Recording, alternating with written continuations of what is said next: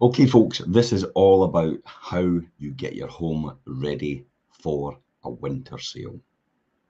This is probably the best time of year to actually sell.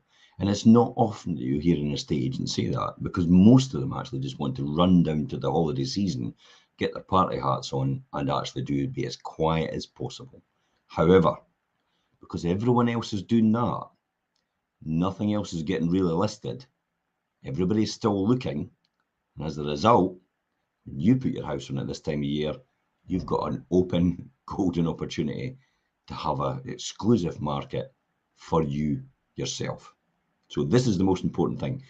Probably one of the best time of years to sell. Now, why do I say that? Well, okay, I had to go and prove that. So the things that I've proved so far throughout all the years I've been in a estate agency, I've sold a house on Christmas Day, I've sold a house on Boxing Day, I've sold our house on New Year's Eve, and just the other now in January, just the January the first past in 2022, I sold a house on New Year's Day. Just to prove you can sell a house at any time of year, at any point in time. You've just got to have the right people in the right place at the right time for that reason. So, contrary to several recent news articles about the housing market, we can confirm that the people in Fife are still buying and selling homes. So if you consider putting your home up for sale, here's 3 tips to actually watch out for to get your property ready and hitting the market in these winter months coming up just now. The first impression, now you'll know this, and it's often common sense. But do you know the thing about common sense? It's not that common. People generally overlook these things. The first impression is kerb appeal. Kerb appeal is everything in a property. It's the primary effect. It's what feeling someone gets straight away when they drive up in front of your home and look at it for the first time. So, whatever you want to call it, there's no escaping that people will make snap judgments. And when they see their home for the first time, they will make that snap judgment. It's almost the first 20 seconds will determine whether somebody's going to like your home or not. Often, now and again, we will get somebody coming along, and it's almost as soon as they walk in the door, they just go, "It's no for me." I'm like, "How do you know?" It's like, and it genuinely is. It's that gut instinct they have based on the perception of what they see in your property for the first time. So in the winter months, the first impressions can be hindered. Here's some of the things that will hinder it: mud-splattered front doors and tired front doors, maybe a loose door handle, rickety letterbox, just untidy round about the doorway. Tired looking gardens and drives are a classic because we don't tend to look after them at this time of year. We tend to go, "Oh, we'll get it in the spring and summer." You see that as well when you go abroad. When you go to places abroad that are usually tourist destinations, they kind of just neglect them for the winter period.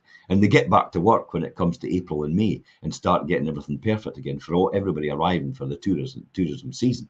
It's kind of like the same sort of effect of people having a smaller basis for their properties. So make sure if you're selling at this time of year, everything looks right and tidy at the front in the gardens and the driveway especially. Often if you've got a stone chip driveway, you tend to maybe have it saturated with water because it doesn't drain properly sometimes. Therefore, when you go over it with your car, it sometimes digs it up a bit and it makes it look a bit unsightly. The driveway and also one of the other things that's quite most important is the dark pathways leading to the entrance to your front door. Maybe get some wee halogen light, the wee LEDs that light up with the dawn till dusk. Now at this time of year, it's sometimes hard to get the sunlight on them, but if you do have an opportunity to have wee battery operated ones, then put them on as well, just so there's a wee trail of lights going up the pathway towards the front door. It looks absolutely fantastic, but it also guides somebody for the first time when they come into your house to see where they're meant to be going straight away. It's that instant reaction. People go, "Yep, okay." And it's the first reaction when you're leading people to the next thing that they're needing to do. Your home's number not being visible from the street. How many times on a dark night, especially right now, I mean, we're sitting right now round about 4:30, and it's dark outside already. So if somebody's coming to have a look at your house when it's getting a wee bit darker, how many times has the number on the door not been visible because it's dark? Often people don't view in the dark, but sometimes it's necessary because it's the only time they can actually make it. But even if you've got a bush overhanging over your number for your house, it's actually quite off-putting for people to actually try and find your house. So make it really easy, because they're walking from a point of stress straight away into your home, because it's very stressful trying to look for your house and then having to get out, and it's maybe windy, it's maybe blowy, it's maybe rainy, and they're having to walk up and down the street to see if they can actually see the number of the right house. That causes a lot of stress. You do not want somebody walking into your house for the first time in that sort of state of mind. You want them to feel welcome, and you want them to feel great about the property as well when they're coming in.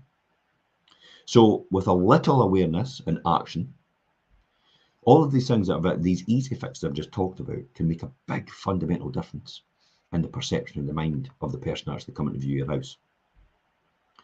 The second one for me is make your home cozy and welcoming. Not mutually exclusive. You can have them together. It can be cozy and it can be welcoming at the same time. It doesn't need to be either or. Yes, it may be cold outside, so create a comfortable feel for people. Viewing your home is actually really important. A rule of thumb regarding your home's temperature when potential buyers view it is it shouldn't feel cold to someone wearing an outdoor coat. On the flip side, it shouldn't be too warm, which may be unlikely due to the increased energy costs, and then someone would need to take their coat off and actually cool down. So just have it that ambient temperature. Room temperature tends to be about 20 degrees. The third one for me, and the final one, is choose the right estate agent. No matter what season you're selling, you're turbocharging your chances of a successful sale by selecting the best estate agent for your area. So how do you go about doing that? Well, it's not the person that sells the most properties, unlike a lot of people actually believe. That's what most estate agents play on as well, and the fact that they've got the most boards up, and then they get their Rightmove pie charts out, and they tell everybody, I sell the most properties in the area. The most important question you should be asking for your benefit and your financial well-being as well, and your financial tick as well, is how much more than the home report value do you get for a property over and above home report? And how quick on average do you actually sell a property in comparison to that average amount that you're getting? That's the two benchmarks that you should be doing. What happens to your phones on a Friday night when everybody goes home at 5:30? Does it go to someone else on a mobile?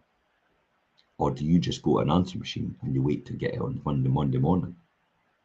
Not necessarily are you open on a Saturday morning, but who's on the phones over the weekend? Who's actually speaking to you? Is it a call centre? And where is that call centre? Is it somebody in the middle of nowhere, has no idea what your house is like, never seen it before, and has no idea about the area either, and cannot tell anybody else about the area? It's actually inquiring over that weekend or even at nights. That's another key thing that you should be asking your estate agent. These are all important things. I would also emphasise the importance of well-taken marketing photographs to showcase your property in its best light, and also essential video, but not silent movies. So why do I say that, and what is a silent movie? Well, if we roll back to 1920s, they did video movies on the screen, but nobody ever talked to them. They just put music onto them. You know, the piano music that you get. But that's a bit similar today in the estate agency, when most people actually do video walkthroughs and they just put music to it. But essentially, that's just as good as the photographs, or if not, just the same. So does it add actually any value to what you're actually doing? Maybe you should be looking for an estate agent actually just talking pictures.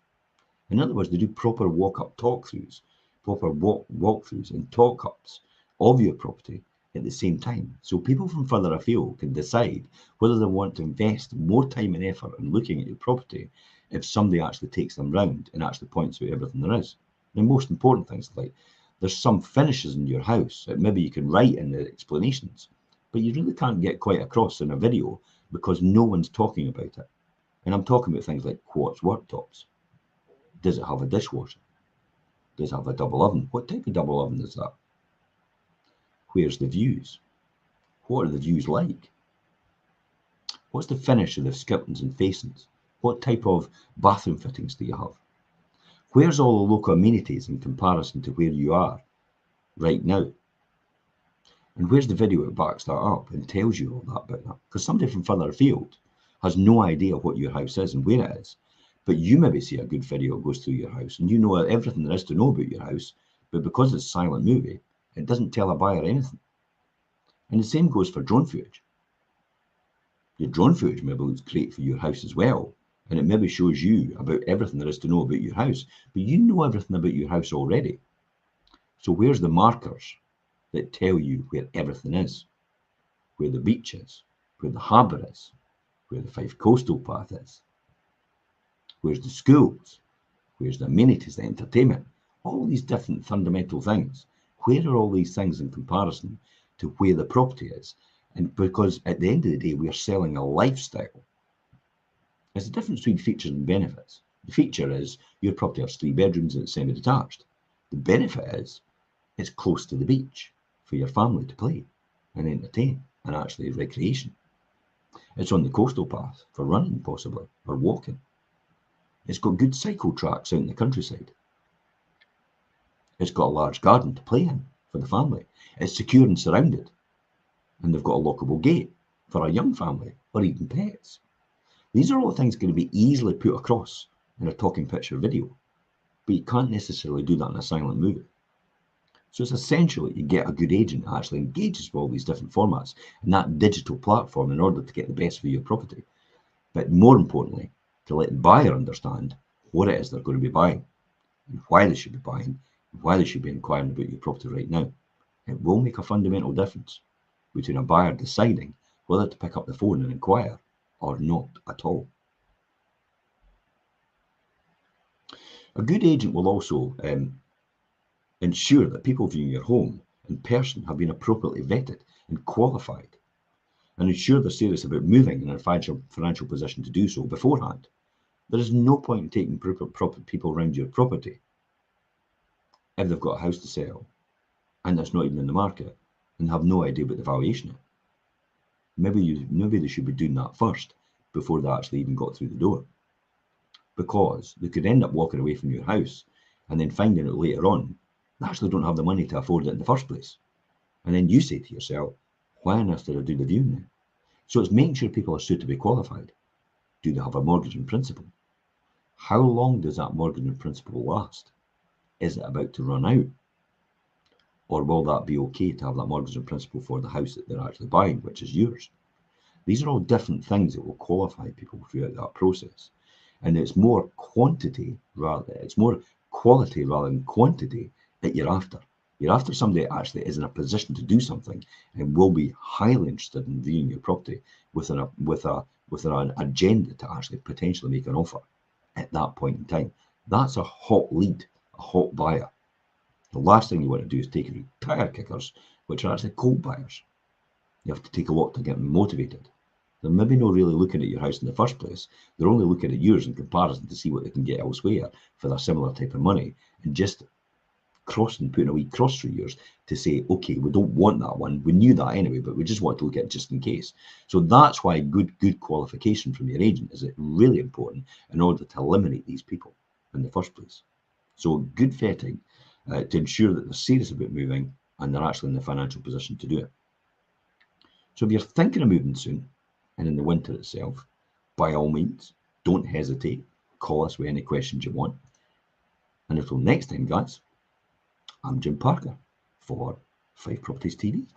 Bye-bye for now.